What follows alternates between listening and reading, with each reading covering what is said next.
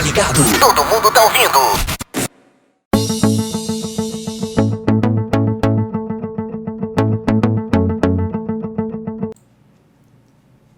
Ok, vamos lá. Hoje são dia 3 de fevereiro do ano de 2020. Nós estamos aqui nos estúdios do Primeira Linha Web Rádio, localizado na cidade de Sete Lagoas, Minas Gerais. De Sete Lagoas para Minas, para o Brasil e para o mundo, com o nosso programa semanal Pimenta nos Olhos. Assuntos municipal, regional, estadual, assuntos a nível de país e também assuntos internacionais. Pois é, nós estamos também no nosso canal do YouTube. Muito obrigado a vocês que nos assistem. No Facebook, no canal do Facebook, obrigado a todos os amigos que compartilham conosco desse momento. Vocês também podem visitar aí o nosso site www.primeiralinhawebradio.com.br. Vocês também poderão ouvir pelo nosso aplicativo. Você vai lá no Play Store e digite Primeira Linha Web Rádio. Baixe o aplicativo e você vai ouvir 24 horas por dia músicas que são inesquecíveis, não tenham dúvidas disso. E nós também teremos lá no nosso site à sua disposição para que você possa ver os vídeos gravados como esse, que agora fazemos aqui nos estúdios do Primeira Linha Web Rádio.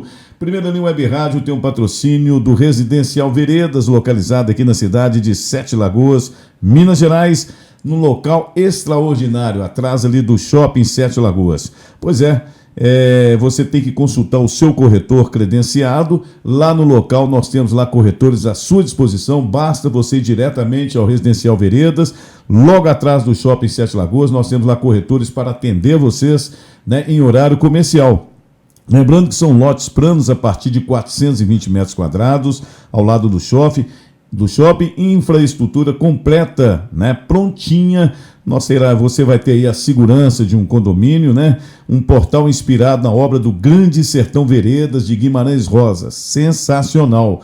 Uma área de lazer, né, para adulto, com piscina para adulto e piscina infantil, além também de reservatório de água com capacidade para 220 mil litros de água. Tem acesso ali exclusivo para perimetral e é totalmente murado. Também nós temos aí o patrocínio da Calcete Concretos, localizado na BR-040, aqui em Sete Lagoas, fica ali ao lado da Fábrica de Cimento Nacional. Você liga no 2107-4477, código 31, vou repetir, código 31, 2107-4477, Calcete Concretos, o concreto para toda obra. Pimenta nos Olhos hoje trazendo vários assuntos para vocês. A nossa pauta está muito interessante e vale a pena conferir.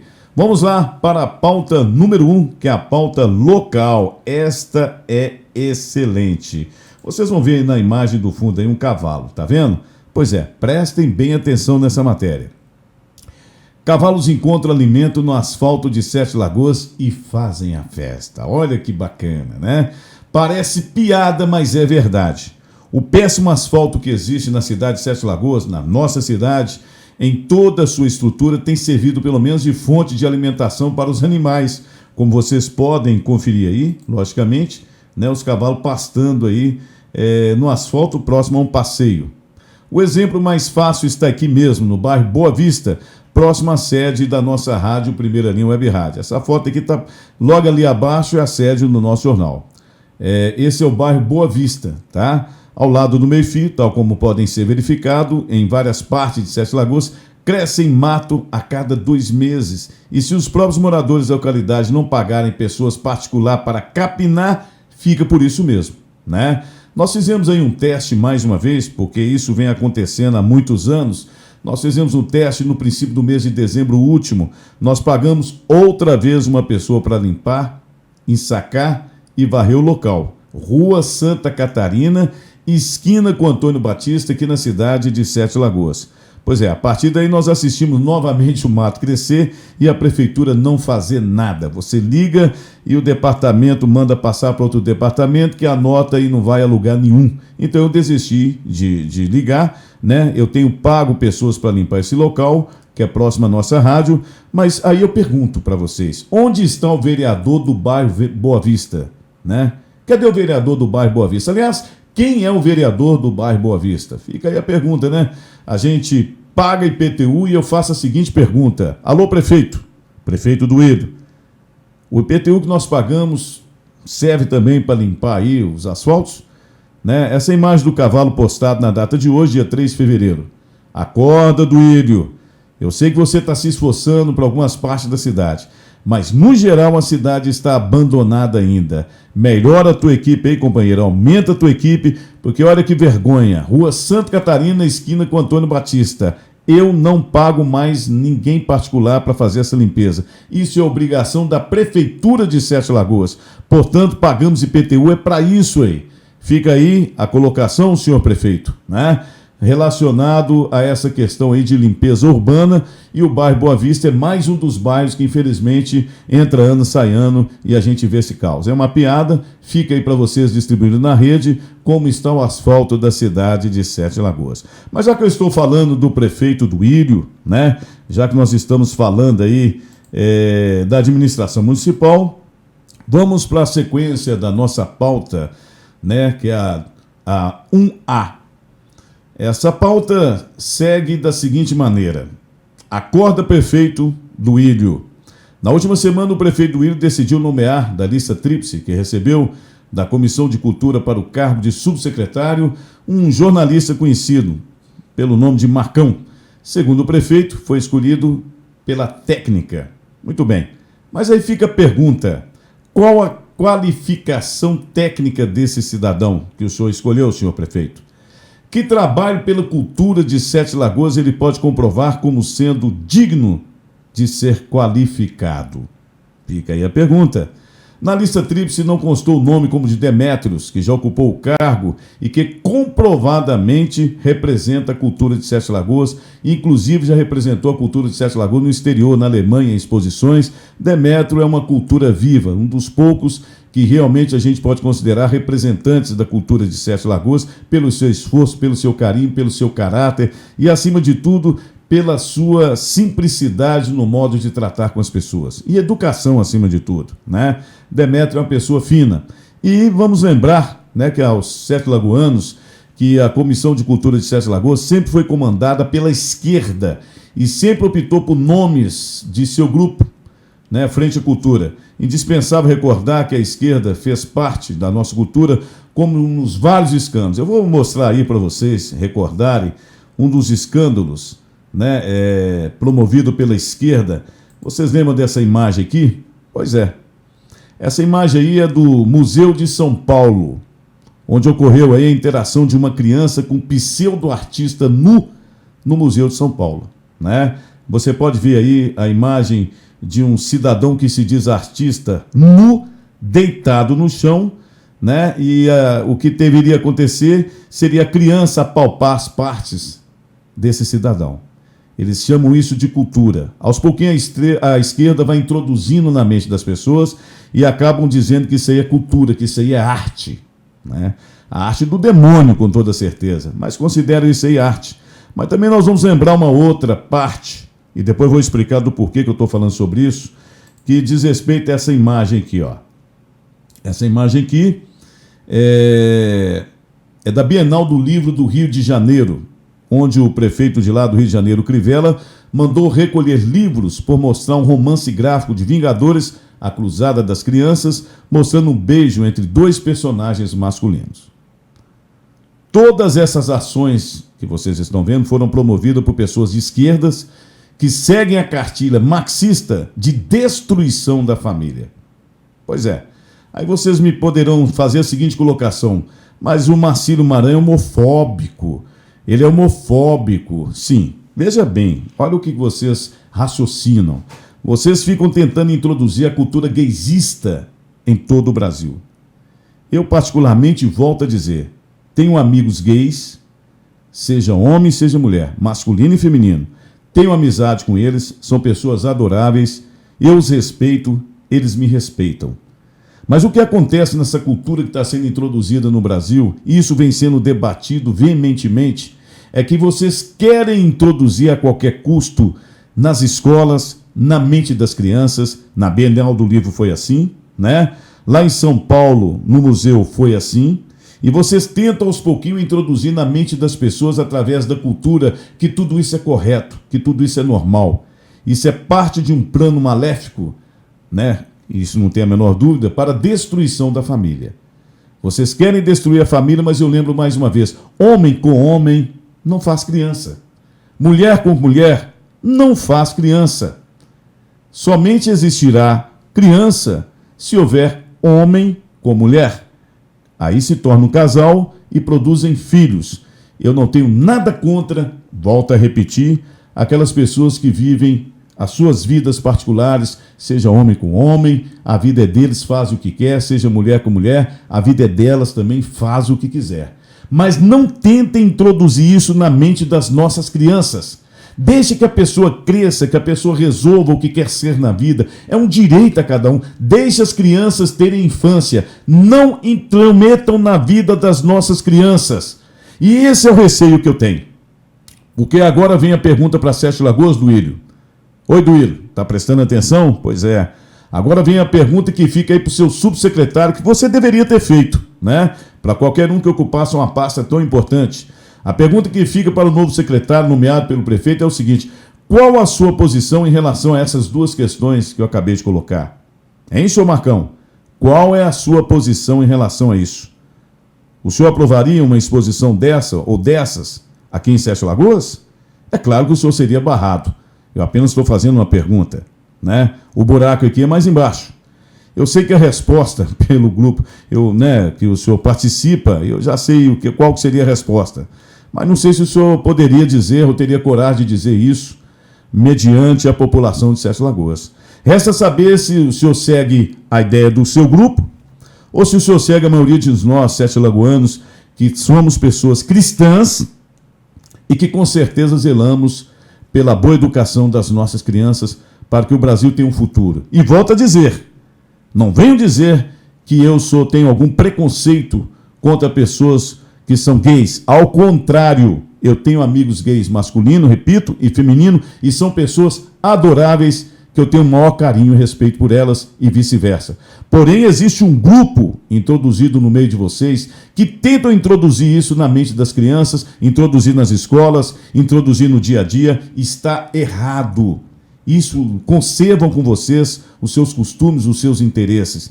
E eu perguntaria mais uma vez, o que vai acontecer com a Secretaria de Cultura de Sete Lagoas através do subsecretário, do qual sei a cartilha que segue.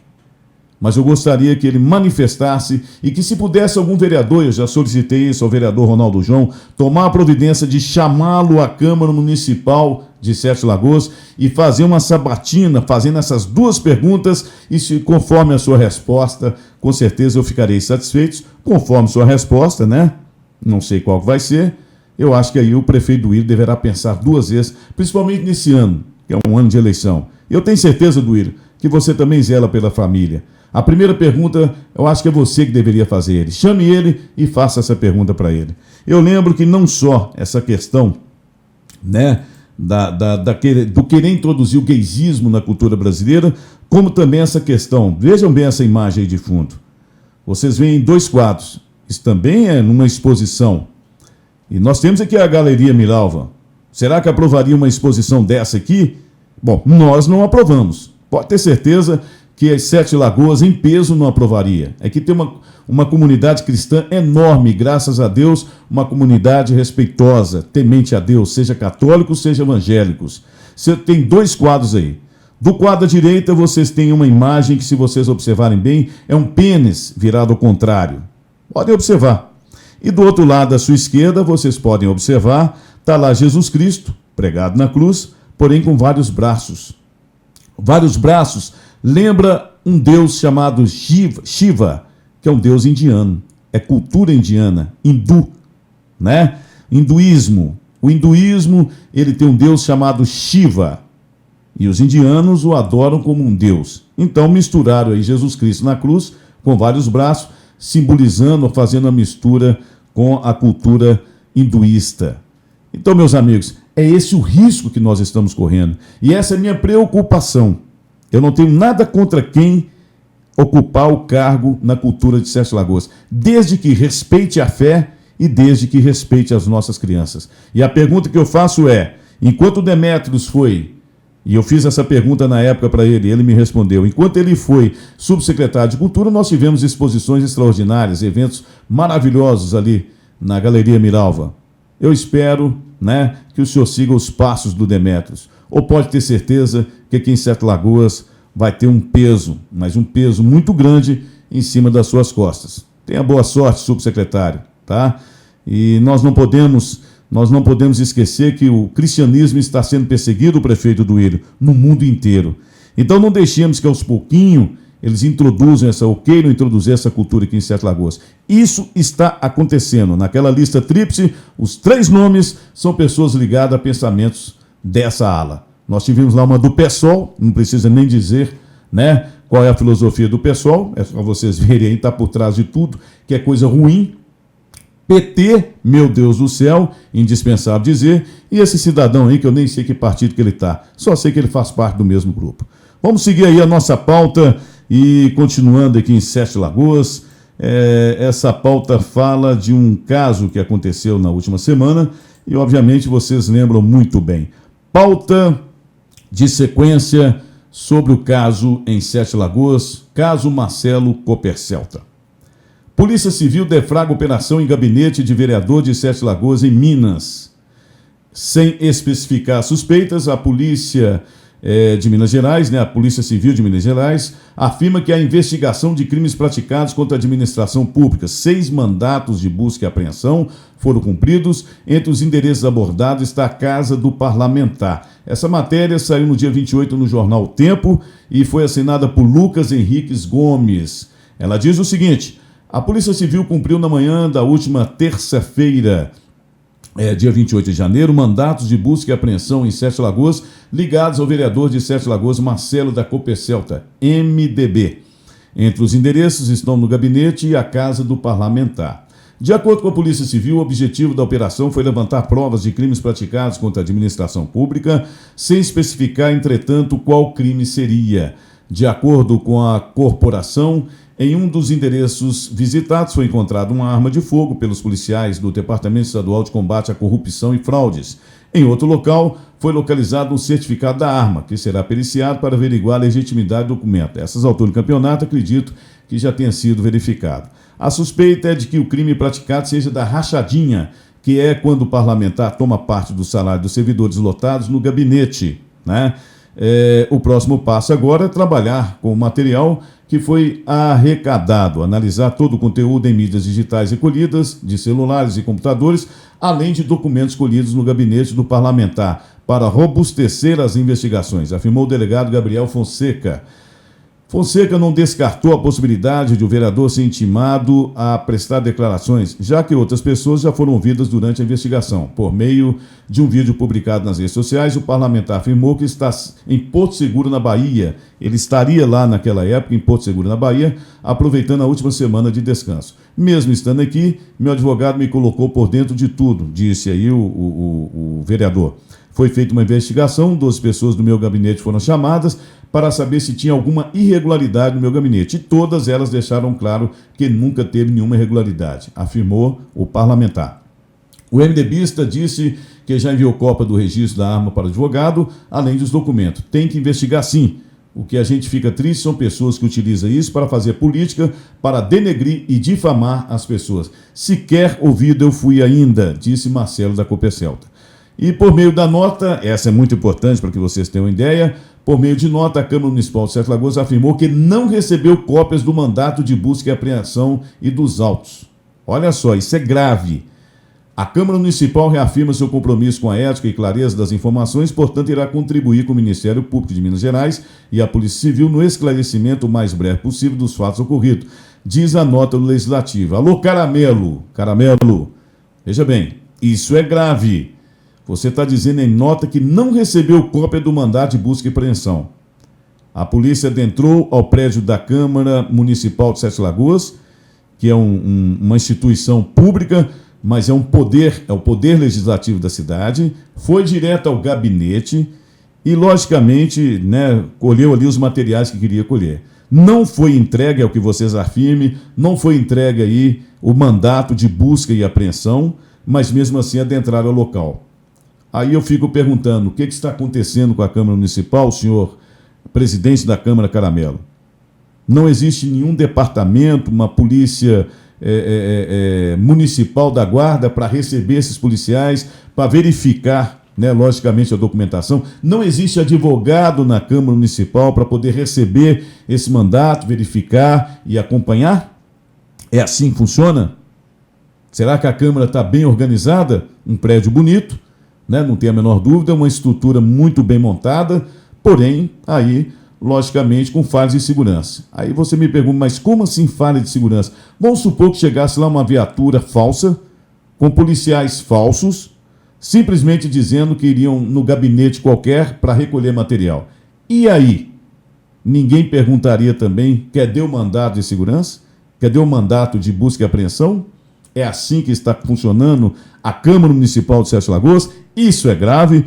Espero que algum vereador tome providências para que dentro da lei tudo transcorra e cada poder exerça aí a sua função dentro da lei. É óbvio que houve um mandato de busca e apreensão. O delegado não iria tomar essa providência sem nada. Tem que ter um mandato, principalmente de um poder para o outro.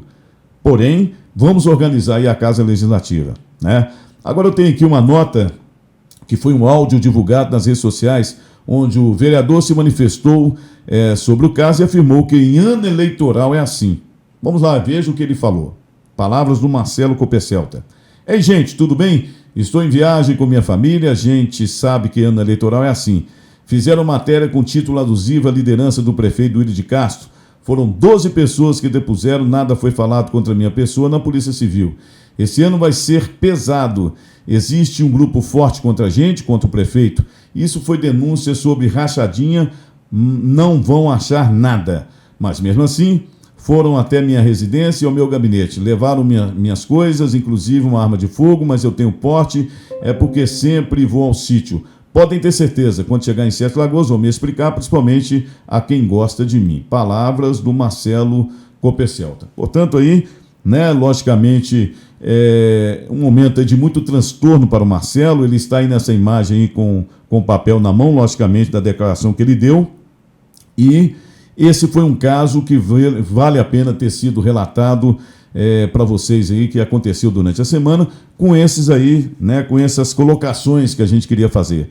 Relacionado ao mandato que a Câmara Municipal afirma não ter recebido, volto a dizer, isso é grave, né?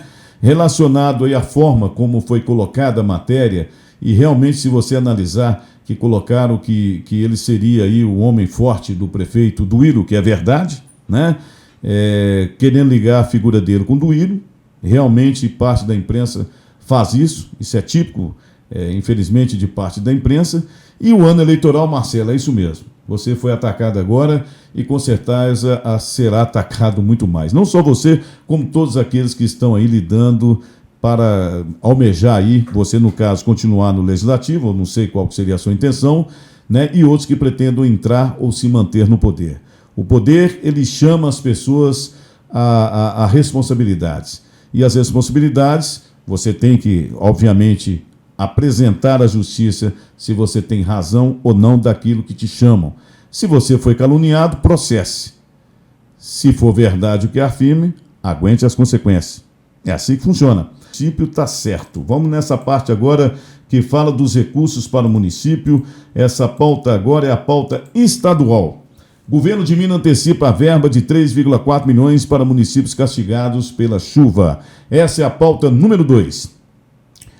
Antecipação do piso mineiro será distribuído para 101 cidades que decretaram estado de emergência. O jornal Estado de Minas, Débora Lima, soltou essa matéria. A Secretaria de Estado de Desenvolvimento Social, SEDESE, já iniciou o pagamento antecipado do piso mineiro de assistência social fixo a 101 cidades castigadas pelas chuvas fortes que atingiram Minas nos últimos dias. Ao todo, 3,4 milhões serão repassados aos municípios que tiveram a situação de emergência declarada pelo governo do estado. O dinheiro é uma antecipação das parcelas do piso mineiro referente aos meses de janeiro, fevereiro e março. Desde a semana passada, ao menos 50 pessoas perderam a vida com consequência das fortes temporais em Minas. Atualmente, há 28 mil desalojados e 4 mil desabrigados. Suporte ao município. A CEDES está dando suporte técnico aos gestores municipais de assistência social e às equipes de referência dos municípios afetados. Entre as ações estão o apoio do preenchimento de plano de trabalho para o recebimento do piso mineiro e orientação sobre o cofinanciamento federal para o Serviço de Proteção em Calamidades Públicas e Emergências sobre o adiantamento do calendário do Bolsa Família. Vamos falar da situação de emergência. Ao todo, 101 municípios decretaram situação de emergência em Minas. O reconhecimento da condição permite mobilizar todos os órgãos estaduais para atendimento e reparação dos estragos causados pelas chuvas, sob a coordenação da Defesa Civil Mineira. Além disso, os decretos dispensam as licitações e contratações de serviços temporários e as compras consideradas essenciais para o enfrentamento de dificuldades. O prazo de validade é de 180 dias. E o recurso federal, vamos lá. No último fim de semana, após se reunir com o governador Romeu Zema e com o prefeito da Grande BH, o ministro do Desenvolvimento Regional, Gustavo Canuto, anunciou que o governo federal já disponibilizou 90 milhões para os estados para a reconstrução das áreas danificadas pelos temporais. Lembrando que o presidente Jair Bolsonaro desembarcou na quinta-feira, no dia 30. Foi lá no Aeroporto Internacional de Belo Horizonte e Confins, na Grande BH, para conhecer a situação das cidades mineiras atingidas pela chuva dos últimos dias. Ele fez aí um sobrevoo pelas cidades atingidas, a fim de conhecer de perto a situação dos estragos. Agora, em nossa região, no município de Santana de Pirapama, a famosa Ponte do Nagibe foi destruída quase que totalmente pelas águas. Em várias localidades, os estragos foram muitos e para falar do assunto, mais uma vez, nós convidamos o produtor rural e ex-prefeito da cidade, Albertinho Tamerão, do qual, como ninguém, conhece a realidade daquela que é a terceira maior extensão territorial do estado de Minas Gerais. Portanto, nós vamos ouvir aí mais uma vez a participação de Albertinho Tamerão, ele que é ex-prefeito da cidade de Santana de Pirapama e nos atendeu de pronto ainda hoje para nos dar a sua explicação sobre o que se passa na cidade de Santana de Pirapama, localizada a 75 quilômetros aqui de Sete Lagoas. Vamos lá, Tamerão. Bom dia, Maran. É mais um prazer, mais uma vez, estar aqui falando para o Primeira Linha Web Rádio. Bom, as informações que temos aqui de Santana de Pirapama, com relação às enchentes da penúltima semana, é que foi muitas áreas devastadas, tanto na beira do Rio das Velhas, como na beira do Rio Cipó. Todos nós sabemos que a bacia hidrográfica de Santana de Pirapama é enorme. Nós somos banhados por 5 rios, ou seja, o Rio Paraúna, o Rio Cipó, o Rio Preto, o Rio de Pedras e o Rio das Velhas, com milhares de cursos de água. Então, nós somos um município água. Mas o agravante maior, Maran, foi a abertura das comportas, tanto na cabeceira do Rio Cipó, quanto também na cabeceira do Rio das Velhas. Eu creio que isso foi uma ação que deveria ser revista. Aliás, nós estamos já marcando uma reunião com o pessoal da Agência Nacional de Água, juntamente com nossos deputados, para nós discutirmos a situação. Estivemos nesse final de semana visitando as pessoas prejudicadas pela enchente do Rio Cipó, que foram muitas famílias. Foram famílias que perderam tudo, dentre plantações, criação e utensílios domésticos e paredes de casa caída. Foi uma enchente devastadora que ocorreu no Rio Cipó. Avisaram com relação à abertura das comportas nas 5 horas da tarde do sábado, e o rio encheu mais de 5 metros pé direito até 10 horas da noite. Pessoas que tiveram que correr muito, aqueles que conseguiram tirar as coisas foram muito poucos. Teve família que perdeu tudo, exatamente tudo, não se aproveitou nada. E na beira do Rio das Velhas não foi diferente. Também muitas lavouras e bastante casas submersas com a abertura das comportas na cabeceira do Rio das Velhas, em Iberité e Ouro Preto. No entanto, Maran, nós estamos hoje imbuídos, o nosso grupo, juntamente com nossos deputados, não é momento de fazer política. Nós temos que buscar incansavelmente o recurso através do governo do estado, através do governo federal, para a reconstrução das pontes, principalmente a ponte do Nagibe. Eu repito, não é o momento de fazer política, é o momento de unirmos forças. O governo federal já anunciou um recurso de quase R$ 1 bilhão para a reconstrução de pontes, o governo do estado também. No entanto, não é hora de fazer politicagem. Nós tivemos visitando as famílias, nem sequer nós tivemos a coragem de fazer uma filmagem para divulgar nas redes sociais. Nós visitamos as famílias, levando a nossa solidariedade, levando também algumas coisas materiais. O povo unido de Santana de Pirapama e região tem feito muitas doações, pessoal de Sete Lagoas, de toda a região aqui mesmo da nossa cidade, pessoas que já têm um pouco, mas está dividindo um pouco com muitos. No entanto, nós vamos continuar nessa luta incansável para solucionar os problemas. E repito, Maran, não é hora para fazer politicagem com a catástrofe, com a desgraça dos outros.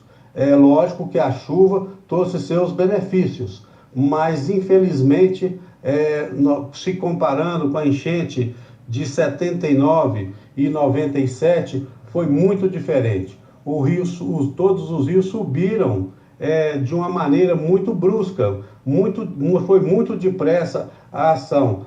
Teve pessoas que não teve tempo de recuperar. Já em 97, 87 e 79, ocorreu um período de chuva de 30 dias. A cheia veio gradativamente. Então, nós aguardamos a enchente assim, com mais tranquilidade.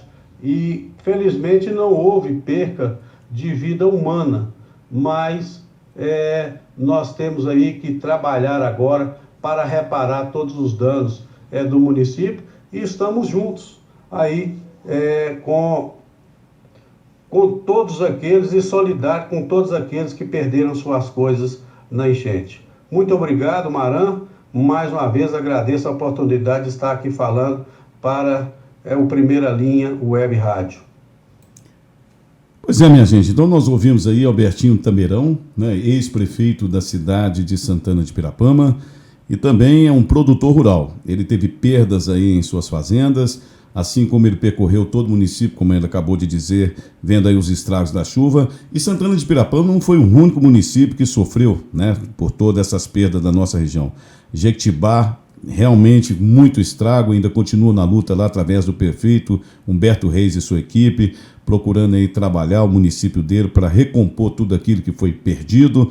Nós temos aí também informações sobre Cordisburgo, informações sobre Baldim, informações, enfim, de toda a região por onde passa aí o Rio das Velhas, porque principalmente essa região foi a mais atingida. Do outro lado, nós teremos aí, na próxima Pimenta dos Olhos, um depoimento daquela parte de Maravilhas, Papagaios, né? Acredito que Pequi não tenha sido atingido em nada, mas Maravilhas, Papagaios, que nós temos ali na região também, onde passa o rio Paropeba. E do lado de cá nós temos aqui Caetanópolis, Paropeba. O rio Paropeba também deve ter transbordado. Nós vamos ter mais informações no nosso próximo programa, com pessoas interagindo daquele lado de lá.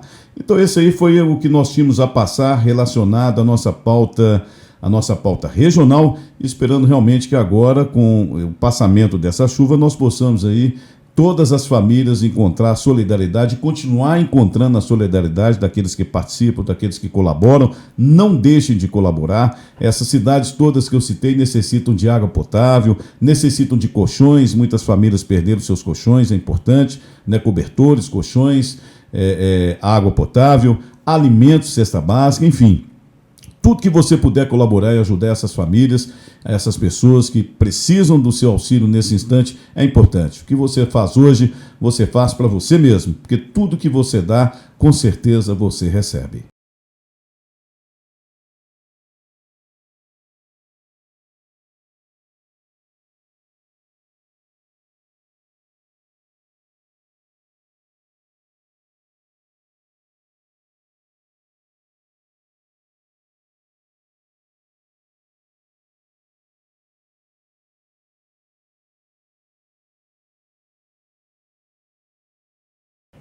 E vamos dando, portanto, aqui agora a sequência em nosso programa para a nossa pauta seguinte. É a pauta...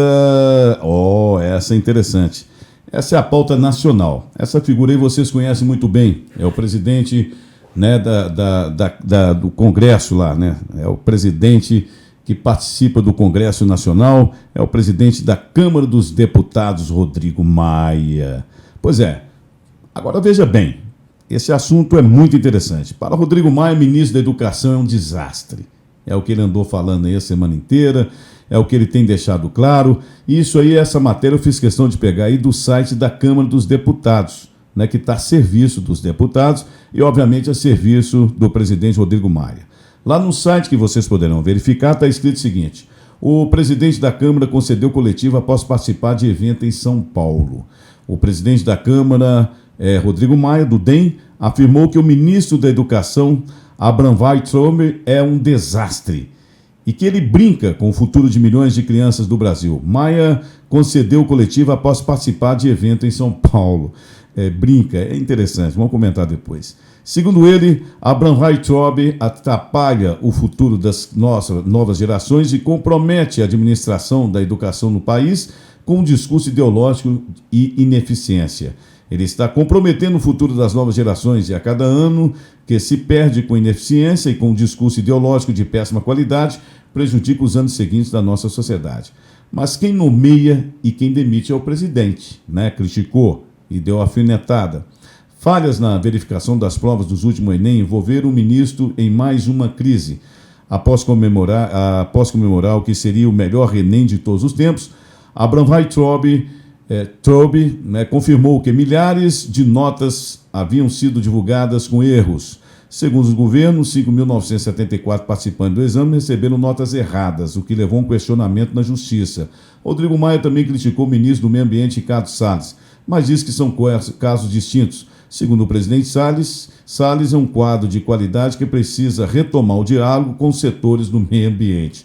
Logicamente, retomar o diálogo com eles, né?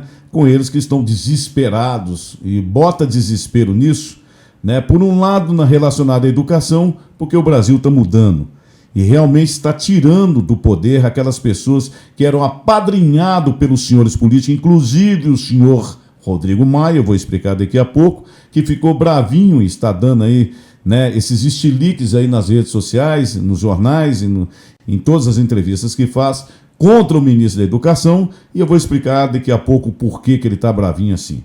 Pois é. Enquanto isso, nas redes sociais, a família Bolsonaro sai em defesa do ministro da Educação. Enquanto o presidente postou uma foto acompanhando Abraham Weintraub. Seu filho Eduardo Bolsonaro chamou atenção para feitos de sua gestão. Já o deputado federal Eduardo Bolsonaro partiu para o ataque em defesa do ministro da Educação, Abraham Weintraub, em mensagem no Twitter. No domingo agora, ontem, né, o filho do presidente da República afirmou que só o pessoal do Paulo Freire tem críticas ao Abraham Weintraub. Pois é, isso é uma verdade. Agora vamos analisar esse caso aí, né, do caro Rodrigo Maia. Para quem não conhece, ou para quem ainda não viu, logicamente, esse daí é o nosso ministro da Educação, Abraham Weintraub. E ele tem um passado da seguinte forma. O presidente do FNDE, Fundo Nacional de Desenvolvimento da Educação, Rodrigo Sérgio Dias, ele foi um indicado pelo Rodrigo Maia, na pasta aí da ministra da Educação, né? No caso do FNDE, e demitido pelo MEC 4 meses depois. Então ele foi demitido pelo MEC. Ele tinha sido indicado por quem? Nada mais, nada menos do que Rodrigo Maia. Pois é. E ele tinha, o Rodrigo Maia tinha aí indicado esse cidadão porque esse cidadão tinha um apoio aí do Centrão. E, na verdade, você sabe disso, uma máquina viciada com envolvimento de assessores que, no fundo, são contra o governo. O que eu quero dizer com isso? Assim que foi destituído de seu cargo o Rodrigo Sérgio Dias, indicado pelo Maia, o Maia começou realmente a ficar bravinho. E não foi só o Maia, foi aquelas pessoas que fazem parte do Centrão, porque de Centrão, para mim, são pessoas sem partido, né? Não são nem de esquerda nem de direita, muito pelo contrário, querem ficar em cima do muro como sempre a maioria deles ficaram, em cima do muro para ver o que eu levo nisso, que negociação que eu posso ter, né? Qual a vantagem que eu tenho, qual é a minha parte. É a famosa frase que eles sabem dizer e falam isso de uma forma extraordinária. Então, ao ser demitido do MEC Rodrigo Sérgio Dias, o Maia ficou bravo, o pessoal do Centrão ficou mais bravo ainda. E agora vocês dão uma pesquisada aí para não perder meu tempo, porque dá nojo falar esses nomes. Dão uma pesquisadinha aí sobre quem são aqueles que fazem parte do Centrão. Verifiquem aí para vocês verem o passado político de cada um deles. E aqueles novos que entraram agora, principalmente do PSL, que traíram Jair Bolsonaro, né? É interessante que traíram Jair Bolsonaro, aqueles novos que hoje fazem parte do Centrão, ok?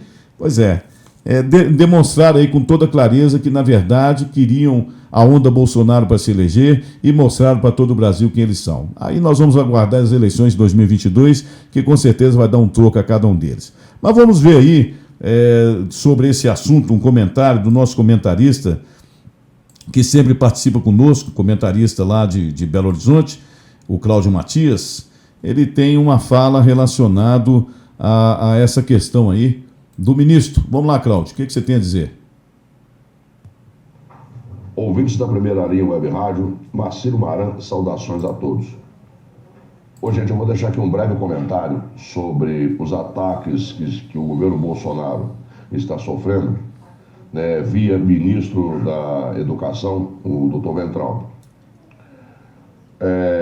A conclusão que a gente chega é que o gramicismo de Fernando Henrique Cardoso nas universidades, tanto públicas quanto privadas, teve o objetivo de formar militantes de esquerda para o exercício de todas as atividades humanas, de todas as profissões, inclusive nas Forças Armadas e nas Forças de Segurança, porque nós já percebemos que existe dentro das Forças Armadas, bem como nas Forças de Segurança, profissionais com pensamento socialista ou comunista. Bom, dentro dessa linha de raciocínio, essas universidades formaram educadores que também começaram a difundir o comunismo e o socialismo, até mesmo nas escolas de ensino fundamental e médio, tanto públicas quanto privadas. Junto desse aparato, dessa organização, está vindo aí os congressistas, né, liderados pelo Rodrigo Maia, o Centrão e alguns partidos de esquerda que atacam o governo Bolsonaro justamente porque o ministro Weintraub e até a ministra Damares Alves está desmantelando esse aparelho socialista comunista que foi introduzido, né, nas diversas atividades aí, até dentro dos governos federal, estadual e municipal. Ali nós não temos só governadores e prefeitos e vereadores e deputados estaduais, né, socialistas comunistas, não. Funcionários públicos, até o menor funcionário público dentro das repartições aí, seja do município, seja do estado, tem esse pensamento, essa formação, essa influência socialista que está sendo detectada agora pelo governo Bolsonaro, né? E como ele está desmanchando esse aparelho, né, começam esses ataques absurdos com produção de fake news, né, e críticas, né, inclusive contando com grande parte da mídia esquerdista, principalmente a Rede Globo, né, para atacar tudo que esse ministro está fazendo. Só que o que a Globo não mostra é que o ensino brasileiro ele está começando a melhorar a partir da introdução da escola sem partido, da doutrina essa desenvolvida pelo ministro Weintraub e a ministra Damares, porque eles conversam muito uns com os outros, ali, os ministros, né? E em decorrência disso, está mexendo com a esquerda brasileira, que está sendo desnudada, tá? Está se mostrando o que esse pessoal é capaz de fazer e o que eles irão fazer se continuarem dentro do governo Bolsonaro ou dentro das repartições públicas. Eu penso que o objetivo do governo é varrer de vez essa questão do pensamento socialista comunista no nosso país. Porque, verdade seja dita, o socialismo é perverso, o socialismo ele é mau. Podemos ver aí o que aconteceu, né, com a extinta União Soviética, através do governo de Joseph Stalin, o que Mao Tse-tung fez na China, né? E as consequências funestas que a gente vê na atualidade através da Venezuela. Cuba não precisa nem falar, né? Eu costumo repetir aqui uma frase de um cidadão, um lavrador, que eu vi publicar nas redes sociais, que serve bem para o momento, né? O presidente Bolsonaro pode não ser o melhor adubo, mas com certeza é o melhor pesticida para varrer de vez essa esquerda nefasta, perversa, criminosa e chantagista do nosso país. Forte abraço a todos. Pois é, tá aí o Cláudio sempre direto aí nas suas colocações. E não resta a menor dúvida que isso é o que está acontecendo no Brasil. Isso sempre aconteceu no Brasil, né? Desde o término, aliás, desde a era militar, né? Vamos aprofundar mais. Desde o surgimento da República, né? Após a queda aí da monarquia no Brasil, né? Desde que surgiu aí a República no Brasil, que nós temos aí governos sucessivos corruptos, nós temos aí governos sucessivos, cada qual trazendo uma miséria maior para o Brasil, e a esquerda, né, desde a época que os militares começaram a lutar, seja a partir da Segunda Guerra Mundial, quando no governo Getúlio Vargas o Brasil entrou na Segunda Guerra Mundial, mas a partir daquele instante em que o Brasil estava aí com suas forças armadas, combatendo aqui dentro a introdução do socialismo, marxismo, né, nós tivemos aí anos com esse pessoal trabalhando de uma outra maneira. Como viram que não poderiam vencer pelas armas, começaram a trabalhar pela cultura. E daí a importância que eu volto a dizer relacionada a essa questão da cultura.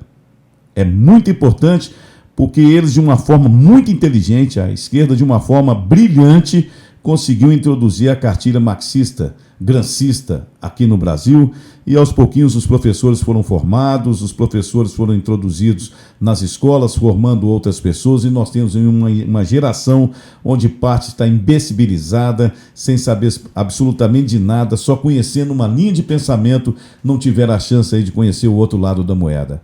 Ainda bem que agora, e eu confirmo aí o que o Cláudio disse, é uma verdade, ainda bem que agora nós temos a introdução da escola sem partido. Então é lógico que o ministro vai ser combatido. É lógico que a ministra Damares vai ser combatida. É óbvio que existem forças introduzidas em todo o Ministério da Educação que ainda participam, infelizmente, dessa linha de pensamento de esquerda e querem e trabalham pela destruição do Brasil. É uma pena que nós brasileiros de verdade assistimos aos nossos irmãos fazer esse papelão. E é por isso que nós lutamos e não queremos isso aqui na nossa querida Sete Lagoas. Vamos dar continuidade. Pauta número 4 é a pauta internacional. Pauta internacional, vocês estão vendo aí essa imagem de fundo. Essa imagem de fundo é na China. Vejam bem aí essa construção branca, azul, verde que vocês estão vendo aí. Toda ela. Isso aí é uma estrutura de um hospital. Uma estrutura de 2 hospitais. 1.000 leitos em cada um. 2.000 leitos. Construído em 10 dias. Preste atenção nessa matéria que saiu no G1 na data de hoje. Construído em 10 dias, o hospital recebe os primeiros pacientes do coronavírus na China. Com coronavírus, né? Canteiro de obras de Wuhan foi ocupado por 100 tratores e 4.000 trabalhadores, que se revezaram em 3 turnos de trabalho. Os primeiros pacientes com o novo coronavírus chegaram nessa segunda-feira, dia 3, hoje, ao hospital que foi construído em 10 dias em Wuhan, cidade chinesa onde começou a epidemia. Chamado de Huoxian, o hospital possui 1.000 leitos. Veja a situação do vírus até amanhã dessa segunda-feira, dia 3. 361 mortes na China, 1 morte nas Filipinas, 17.238 casos suspeitos na China, 148 casos suspeitos em outros países. A mídia estatal informou que os pacientes chegaram às 10 horas, horário local, ao hospital, mas não foram divulgadas identidades ou estado de saúde dos pacientes, de acordo com a agência Associated Press. A estrutura de 25 mil metros quadrados começou a ser construída no dia 23 de janeiro. O canteiro de obras foi ocupado por 100 tratores e 4 mil trabalhadores que se revezaram em 3 turnos de trabalho. De acordo com a agência Xinhua, né, um segundo centro médico com capacidade de 1.500 leitos está em construção e deve ser inaugurado nos próximos dias. Cerca de 50 milhões de pessoas estão impedidas de deixar Wuhan, que é a capital da província de Hubei e cidades vizinhas. Até o momento, mais de 360 pessoas morreram e mais de 17 mil foram infectadas em diferentes partes do mundo. Na quinta-feira, dia 30, em meio à crise, a Organização Mundial de Saúde, a OMS, declarou emergência internacional. A ala militar do Partido Comunista, o Exército de Libertação do Povo, enviou 1,4 mil médicos, 1.400 médicos, enfermeiros e outros funcionários para o novo hospital. Segundo o governo, parte desse efetivo trabalhou no combate à epidemia da síndrome respiratória aguda grave, o SARS, que deixou mais de 900 mortos em 2002 e 2003. Nessa ocasião, o governo construiu um hospital em Pequim em uma semana. Aí vem aquela pergunta interessante, né? Como é possível a construção tão rápida? Pois é, o governo chinês usa construções pré-fabricadas para abrigar as centenas de leitos. Módulo a módulo, os hospitais vão sendo montados a partir de peças que chegaram das fábricas ou de depósitos. As imagens da emissora estatal chinesa OGTN mostraram dezenas de tratores nos solos, trabalhando e nivelando para receber os blocos pré-fabricados. Enquanto os primeiros módulos eram montados, operários preparavam a rede elétrica no novo local. Competência e disciplina sem corrupção. É isso que acontece. Agora veja bem, prestem bem atenção, principalmente vocês aqui de Sete Lagoas e das várias partes do Brasil que estão com hospitais parados. Aqui em Sete Lagoas nós temos um hospital, o Hospital Regional, que já fez aniversário de 10 anos e ainda não está pronto. Ainda está em construção. Pois é. E a China, em 10 dias, conseguiu fazer esse milagre. O verdadeiro milagre chinês. E a gente fica se perguntando o que acontece. E antes, logicamente, de eu dar a minha opinião, eu quero colocar aqui a opinião de um empresário de Sete Lagoas, ele que já foi presidente da ACI, Associação Comercial Industrial, é um empresário que luta muito por Sete Lagoas, que luta muito pela democracia, que acompanha o desenvolvimento de Sete Lagoas, que é o Franco Labate. Franco Labate, muito atuante em nossa sociedade, ele também acompanha aí essa historinha do nosso hospital, nosso hospital regional que está sendo construído fazem 10 anos. Pois é, Labate, vamos ver o que o Franco Labate tem a dizer sobre essa questão da comparação que eu quero fazer. Bom dia, caro amigo Maran, todo o público que te prestigia. Você me pediu para que descrevesse, falasse alguma coisa a respeito do Hospital Regional de Sete Lagoas e principalmente visto que na China se construiu um hospital em pouquíssimos dias. Na minha opinião, são coisas completamente diferentes. Primeiro porque a realidade deles é uma realidade completamente diferente da nossa, eles estão muito mais na frente, avançados, e nós, infelizmente, estamos aí com muitos e muitos anos de carência, de responsabilidade de políticos responsáveis, de seriedade, de honestidade, tá? Então, é completamente diferente. Mas, especificamente sobre o Hospital Regional, eu não sei, não tenho dados para quanto tempo ele está parado, quanto tempo que ele foi planejado para ser executado, para ser concluído, e quanto que ele gastou, quanto que de recurso que foi utilizado até o momento. Mas, independente desse tempo, nós podemos afirmar que o tempo é muito, que é um absurdo, que tudo que está ali acontecendo é uma afronta a todos nós brasileiros contribuintes, contribuintes nacionais. Quanto eu reputo, são 3 coisas que acontecem em geral. A primeira delas é que nosso sistema político, com eleições a cada 2 anos, elas não são coincidentes, elas fazem com que aí nós tenhamos uma campanha política contínua.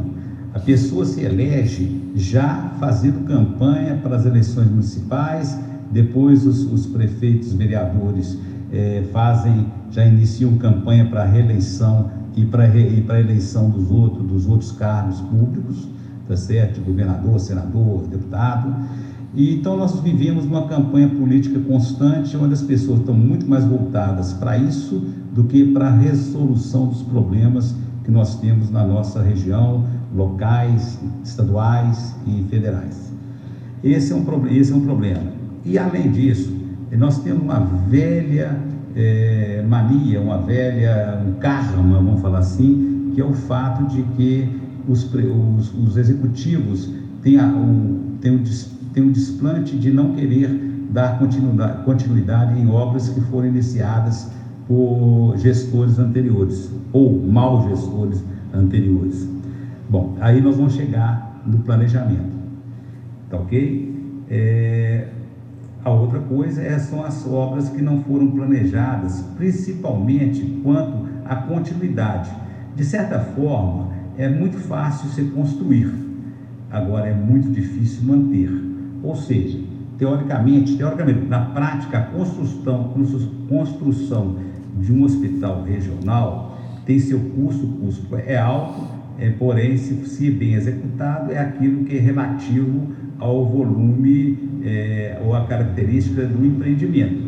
Porém, a manutenção dele é caríssima e até hoje, pelo pouco que eu conheço, não ficou claro quem vai prover os recursos para gestão e manutenção desse hospital. Então, nós estamos falando de planejamento.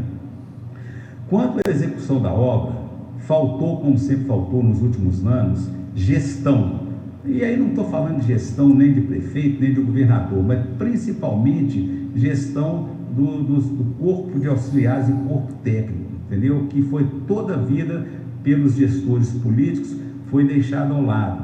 Ou seja, você pega uma secretaria de planejamento e coloca lá um vereador que não tem nenhuma experiência, um candidato a vereador que perdeu a eleição. Então, a colocação em cargos de execução, tá certo?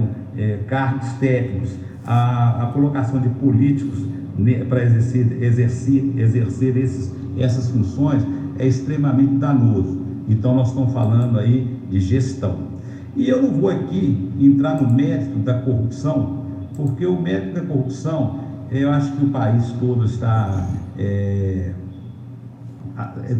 quase ficando vacinado, não, mas pelo menos está ficando atento a isso, ok?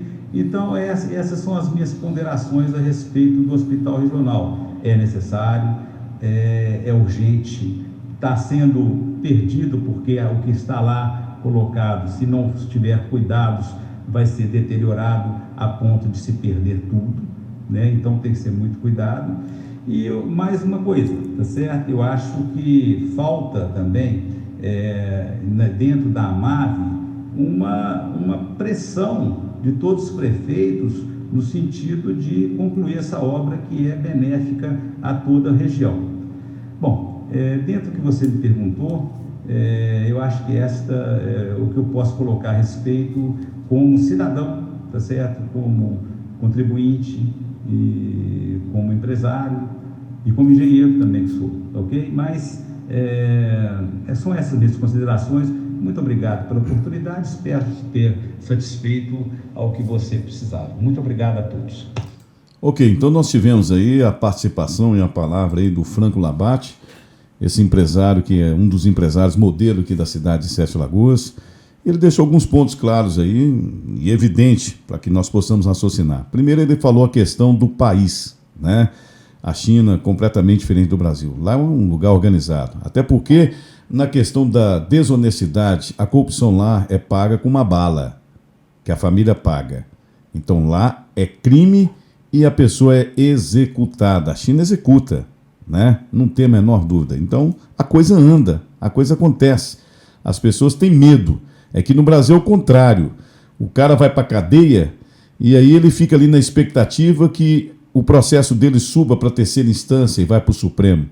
E quando vai para o Supremo, é a maior comemoração, porque o Supremo faz o papel de soltar aquele infeliz corrupto, como soltou a tantos no Brasil. Isso aí não é mistério, não é uma inverdade, todo mundo sabe disso, que o papel de parte do Supremo tem sido de soltar bandido, né? Infelizmente, essa é uma realidade. Então, lá é outra história. Lá simplesmente executa o cidadão que é corrupto. Então, a corrupção lá é quase que zero, se não for zero, né? Em segundo lugar, organização e planejamento. Ali tem sequência. O Labate deixou uma coisa clara, e é verdade. Lá existe sequência. Aqui não existe sequência. Entra a administração, sai a administração, um não quer terminar a obra que o outro começou, porque não quer colocar uma placa com o nome do outro. As pessoas pensam no próprio umbigo.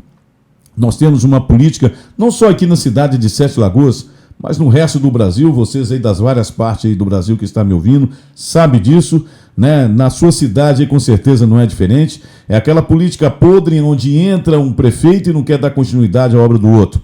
E aí é por isso que Brasil afora nós estamos cheios de elefantes brancos. Não existe a menor dúvida. E a questão também de quem está por trás daquela obra, né? E o que ele falou é uma verdade. Os prefeitos muitas vezes colocam nos seus respectivos departamentos pessoas que não têm absolutamente competência nenhuma para o cargo, né? E essas pessoas passam a exercer a vontade do prefeito.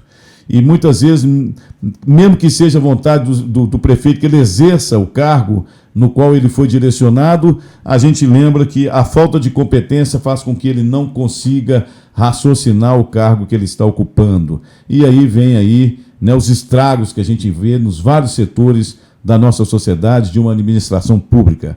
Eu termino aqui o nosso programa de hoje lembrando a vocês, pimenta nos olhos, que nós temos aí uma preocupação muito grande no que tange não só essas questões das obras nas nossas cidades, aqui em Sete Lagoas em específico, o Hospital Regional, que comemorou 10 anos, e a vergonha de saber que um país como a China, né, um país que é dominado pelo comunismo, apesar de que, pelos comunistas, né, apesar de que abriu para o capital, né, porque ser comunista sem capital também não é bom, né? Tiveram que abrir para o capital. Então, a China é um país que se organizou, é um país que, mesmo sendo mantido na linha dura, né, a gente realmente não aprova esse modelo que eles têm lá, de execução até que sumarem várias situações. Existem causas sociais gravíssimas a serem reportadas do que acontece na China. Mas nós temos que tirar chapéu para esse povo. É um povo inteligente, é um povo trabalhador, é um povo que realmente tem foco, é onde a corrupção não existe, é um povo que cresce a cada dia e com certeza caminhando aí para ser a primeira economia se os Estados Unidos não segurar o pé, né? Esse é o assunto que nós tivemos a tratar no nosso programa de hoje, dia 3 de fevereiro do ano de 2020.